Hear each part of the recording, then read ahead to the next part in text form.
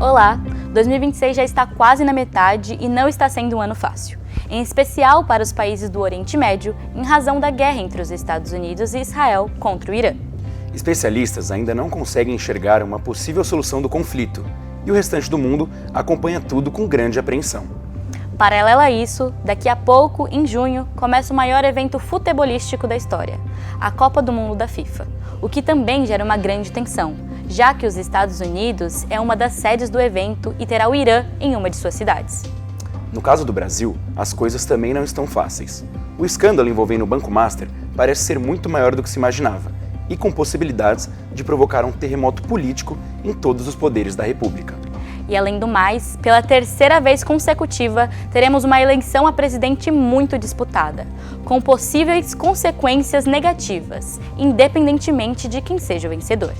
E o nosso papel como jornalistas é realizar um trabalho responsável em todos esses casos, analisando todos os lados envolvidos, com especial atenção às fake news.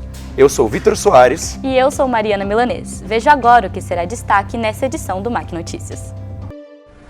Diabetes. Insulina glargina é uma grande esperança para quem convive diariamente com a doença. Uma cidade noturna, a cidade de São Paulo tem um intenso movimento durante 24 horas. TCC. A importância do trabalho de conclusão de curso. E vamos falar também sobre política e o futebol, com a Copa do Mundo e o Campeonato Brasileiro em destaques. Esses e outros assuntos você acompanha conosco a partir de agora. O MAC Notícias está começando.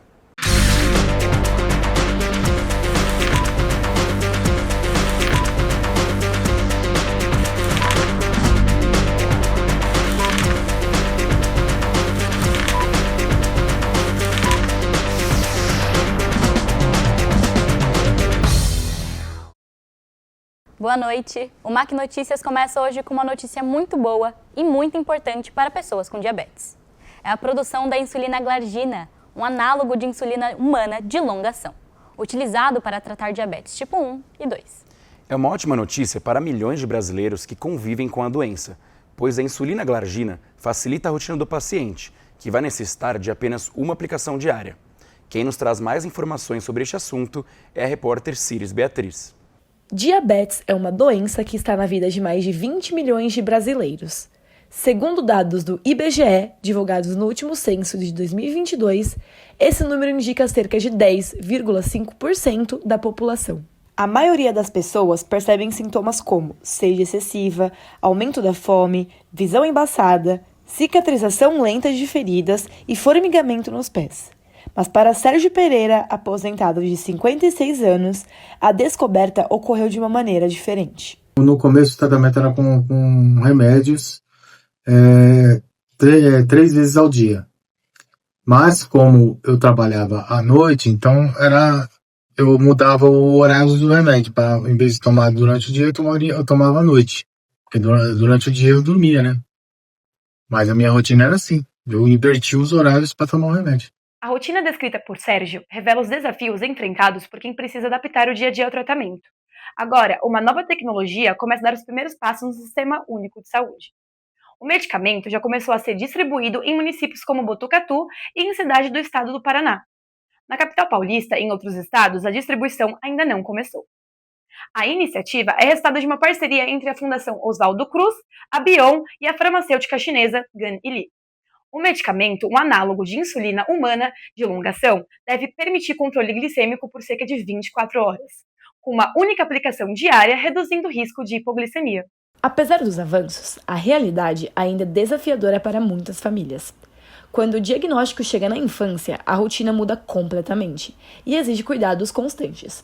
É o caso de Mariana Rosa, mãe da pequena Valentina, que enfrenta dificuldades desde a descoberta da doença da filha. Depois do diagnóstico, acho que a grande dificuldade, assim, além do acesso aos insumos, que, assim, ou é caro, ou você tem um processo bem moroso para chegar nele, é a rotina, é o dia a dia, o sobe e desce da glicemia, entendeu? Assim, é uma constante, é o tempo inteiro, ou aplicando insulina, ou corrigindo. Então, assim, a rotina muda muito. A gente sai, assim, de poucos cuidados na rotina para muitos. Diante dessas dificuldades enfrentadas no dia a dia, o acompanhamento médico se torna fundamental para garantir qualidade de vida e um controle adequado da doença. Quem explica melhor os desafios do tratamento e os avanços disponíveis é a doutora Lívia Marcela, endocrinologista. Pode impactar com menos eventos cardiovasculares, lembrando que hipoglicemia é uma causa de morte e aumenta a chance de ter eventos cardiovasculares que são infarto e AVC. Então, isso é muito bom. Melhora do controle do diabetes ao longo do tempo. Então, esses indivíduos eles vão ficar melhor controlados, eles vão ter menos amputação, doença renal e também problemas de visão. Então, um controle mais adequado desse indivíduo vai levar uma diminuição do gasto para o governo e um aumento de sobrevida e qualidade de vida também. São Paulo é conhecida pelo seu ritmo acelerado. É uma cidade que não para, que se transforma a todo momento. Mas o que faz São Paulo acontecer? Para alguns, pode ser o trabalho, para outros, o agito cultural. A nossa equipe foi às ruas para entender o que São Paulo significa para quem convive nela todos os dias. A reportagem é de Letícia Gomes. São Paulo é feita de encontros, deslocamentos e rotinas que se cruzam o tempo todo. Com mais de 12 milhões de habitantes, a cidade movimenta multidões de pessoas todos os dias, entre idas e vindas que nunca param. Durante 24 horas, esse fluxo constante constrói o ritmo acelerado que marca a maior cidade do país. Mas, afinal, o que São Paulo significa para quem vive aqui? Quem não conseguir viver bem em São Paulo, não vive em outro lugar. São Paulo é tudo para mim, eu sou mais paulista do que mineiro. São Paulo significa oportunidades, possibilidades e ao mesmo tempo caótico. Para renda, para trabalhar, é o lugar, o São Paulo é isso. Tem muitas oportunidades, não só em trabalho, mas em desenvolvimento. É aqui onde está minha família, os meus amigos, o meu trabalho, todos os meus ciclos estão aqui. Na prática, São Paulo não para, porque ninguém vive o mesmo horário. Enquanto alguns estão no trabalho, outros estão indo estudar, encontrando amigos, passando pela cidade ou seguindo para algum compromisso. Essa mistura de rotina que faz parte da movimentação e torna essa metrópole um organismo vivo. O motorista de aplicativo André Sayubok, de 22 anos, que transporta os passageiros até os seus destinos, à noite também faz parte da rotina de trabalho. O trânsito é muito movimentado, né? Eu acho que tem tudo quanto é tipo de gente no trânsito, em qualquer horário, de manhã, tarde, à noite.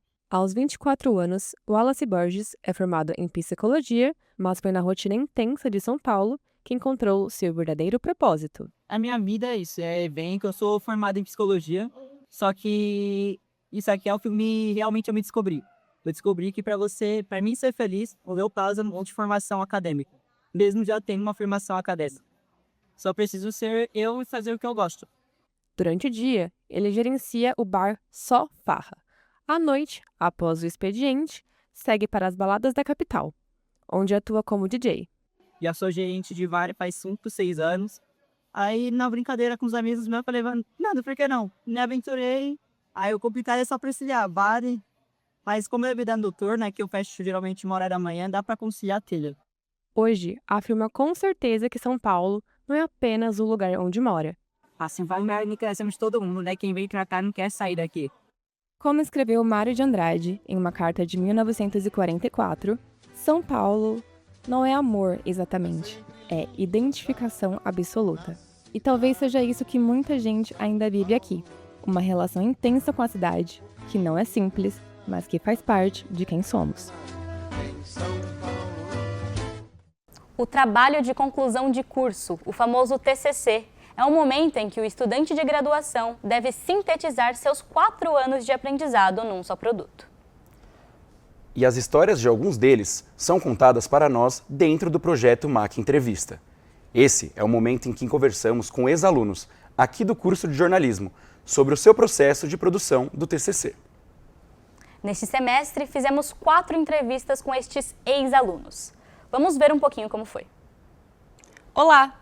A transformação do jornalismo a partir da evolução da internet. O cotidiano, a pesca e a identidade dos que vivem na ilha também foram afetados. Todos os anos, milhares de mulheres são diagnosticadas com câncer de mama no Brasil e no mundo. A educação é a base para a sociedade prosperar a longo prazo. Eu sou Pedro Camargo. Eu sou Círis Beatriz. Eu sou Vinícius Blanco. Eu sou Letícia Gomes e o MAC Entrevista está começando. E você sempre teve essa ideia de fazer esse documentário? Como foi para você, estudante naquela época, né, recém-formada, ver que o seu TCC ultrapassou as paredes da faculdade? Como você disse, você teve que se locomover muito e você teve contato com essas pessoas também que são, você disse que são religiosos também. Em que momento você sentiu que a relação entre a evolução da internet e a transformação do jornalismo mereciam ser investigado mais a fundo? Em qualquer momento que a gente precisava fazer algum trabalho jornalístico, a gente usava a internet. Questão de levar câmera, questão de levar equipamento, tudo isso acabou sendo individual, sabe? Então acho que a minha escolha ela reflete isso, né? Uma população que produz tanto, que trabalha tanto. Eu sempre penso isso, assim, se a gente muda a vida de uma pessoa a partir do que a gente faz, já valeu a pena. O nosso encontro já está terminando, então eu quero novamente, Isabela, te agradecer. Muito obrigado pela sua presença, foi muito legal fazer esse trabalho. Desejo muito sucesso na sua trajetória e obrigado pelas dicas para mim que vou fazer um TCC também. Mas eu acho que vendo você assim, eu acho que me dá um ânimo, sabe? Por que não fazer um TCC com um propósito impacto social, né?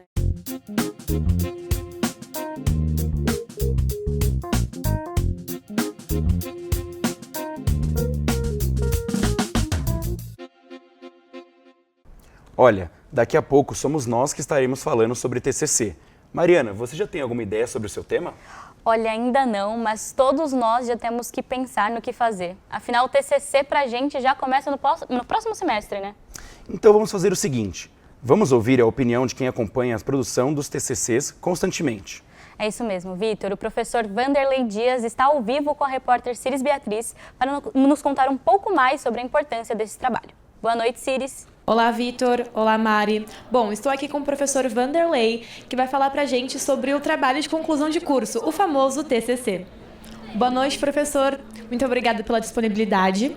Bom, eu começo te perguntando, qual a importância do TCC para a virada de chave do aluno no meio profissional?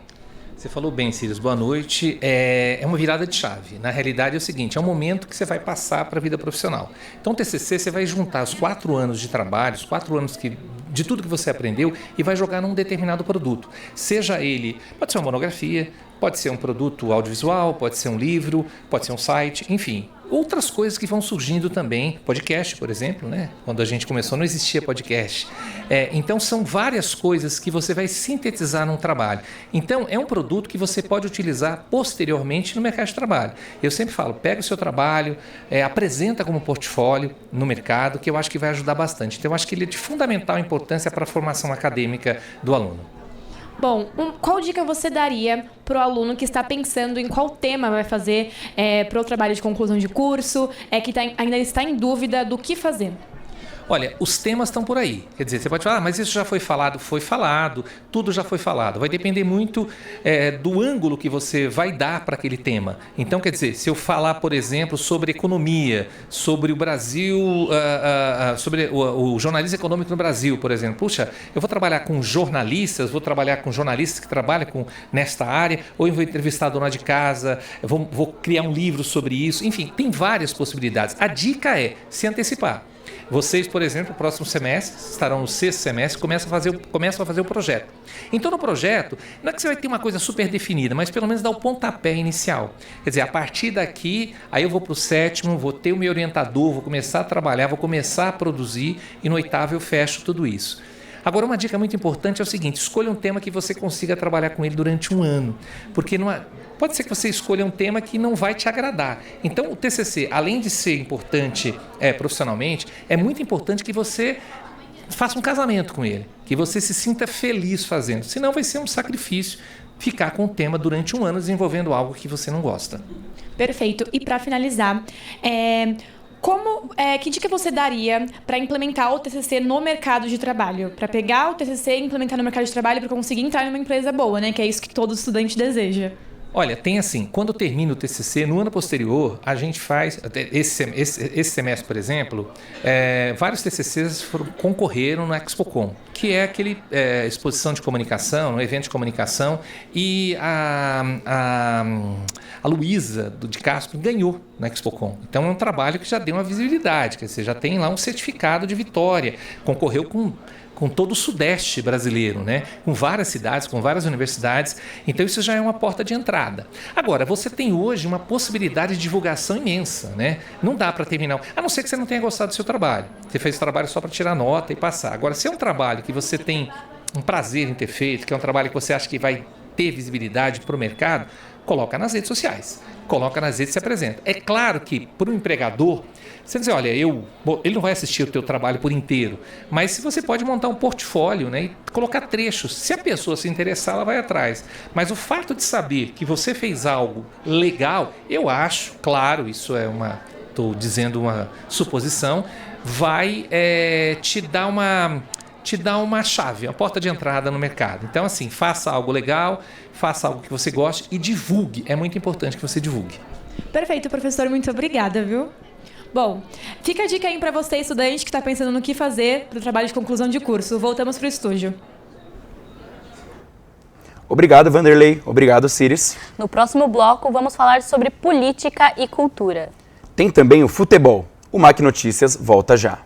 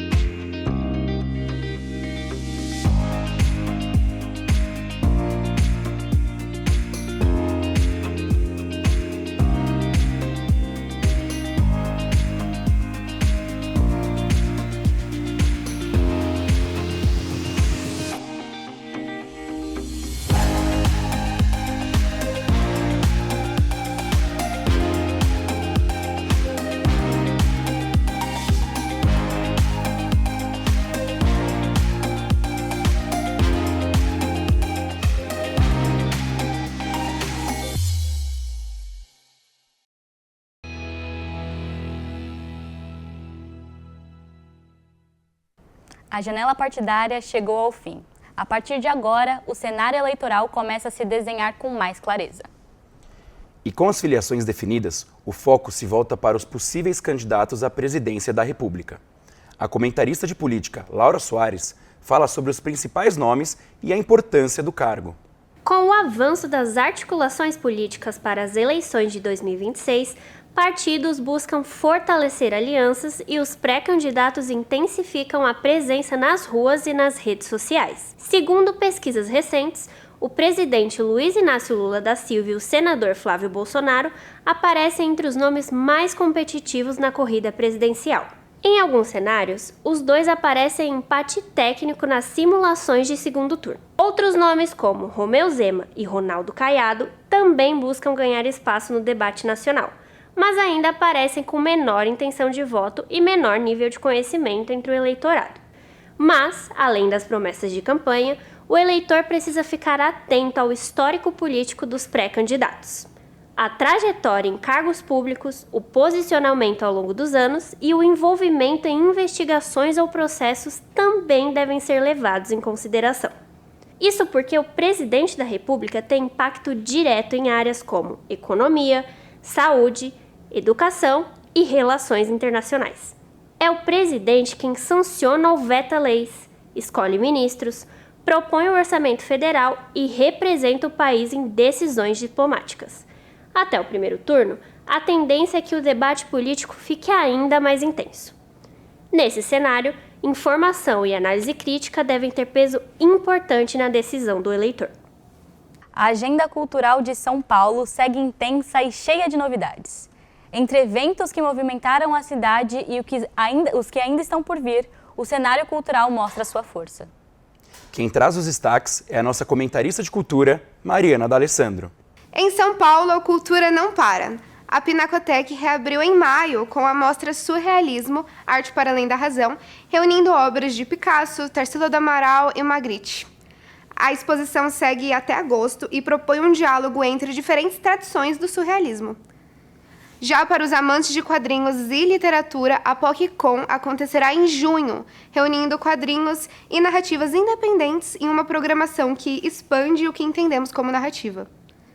No MASP, a série Histórias Latino-Americanas ocupa maio e junho, com obras que discutem identidade e colonialismo, atravessando nomes como Damião Ortega e Sandra Gamarra Rechique. Ainda em maio, o Fashion Hub DW coloca design e cultura digital em foco. O evento irá debater como redes sociais moldam estética e o consumo de imagem. Já na música, o destaque vai para o tão aguardado Primavera Sound São Paulo, que acontecerá em dezembro, com uma line-up que inclui Gorillaz, The Strokes e Lily Allen. O evento já teve 2 edições no Brasil, em 2022 e 2023, marcando presença de grandes nomes do pop e do rock. Um evento importante que acontece todos os anos aqui no Mackenzie são as palestras do Dia da Mulher. Este ano, elas aconteceram no dia 5 de março. E o tema foi Quando Elas Mudam o Jogo, tendo palestras no período da manhã e da noite no prédio RW. A reportagem é de Gabriela Silva. Como foi essa escolha do jornalismo? Em homenagem ao Dia das Mulheres, a Liga Acadêmica de Jornalismo organizou o evento Quando Elas Mudam o Jogo, com a participação das jornalistas Camila Moraes, diretora de jornalismo da Record News, Paula Valdez, apresentadora do Tarde Band News, e Mabia Teves, ex-aluna do curso de jornalismo e jornalista do Meu Timão. As jornalistas falaram sobre os dilemas da profissão para as mulheres, que têm que lidar com o machismo, o assédio e o preconceito ainda presente nas redações, apesar de ter diminuído em relação ao passado. Segundo Camila Moraes, quando ela começou, a importunação à mulher nas redações era vista de uma forma diferente em comparação aos dias atuais. A gente é de uma geração onde as coisas eram muito mais difíceis para a mulher dentro do jornalismo e dentro das redações, né? Existia muito assédio, existia muito machismo. A gente não ia reclamar para um chefe ou para um RH. Acho que eu nem vou nem saber que o nome daquilo era assédio.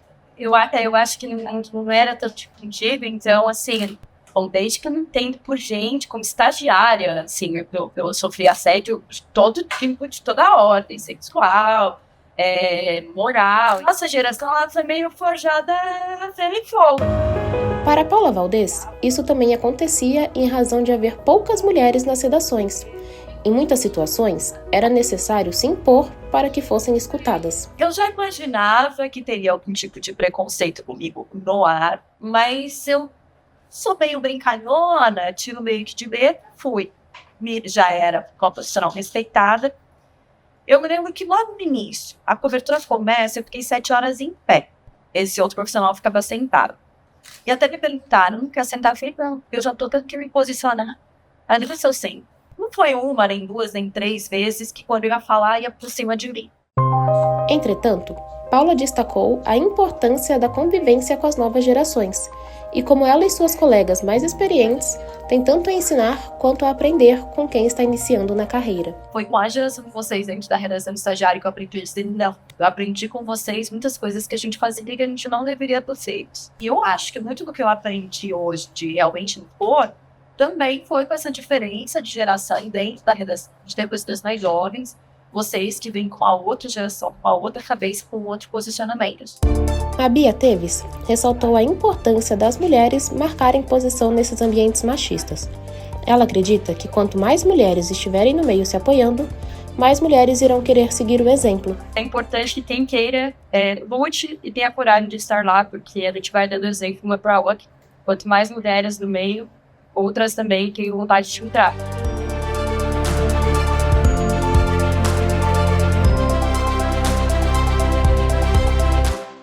Agora, vamos entrar num assunto que não sai da cabeça dos fãs de futebol, do Brasil e de todo o planeta. É a Copa do Mundo de 2026, que começa no dia 11 de junho.